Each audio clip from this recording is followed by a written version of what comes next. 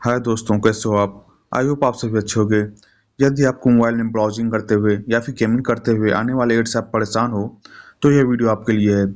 इस वीडियो में मैं आपको बताऊंगा कि कैसे आप एक सिंपल सा स्टेप करके आपके मोबाइल पर आने वाले सभी एड को बंद कर सकते हो। तो चलिए वीडियो शुरू करते हैं।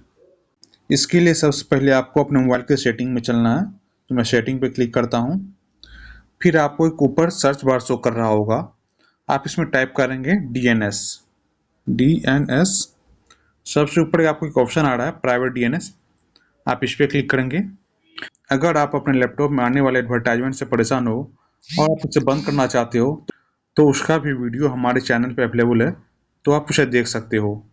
अब आपको यहाँ पे प्राइवेट DNS का ऑप्शन मिल रहा होगा। आप इस पर क्लिक करेंगे, जो पहले से बाय डिफ़ॉल्ट ऑफ या फिर ऑटोमेटिक पे होगा।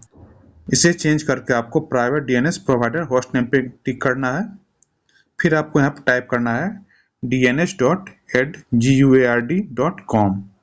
फिर आपको उसे सेव कर देना है। इसके बाद आपको अपने मोबाइल को रिस्टार्ट करना है।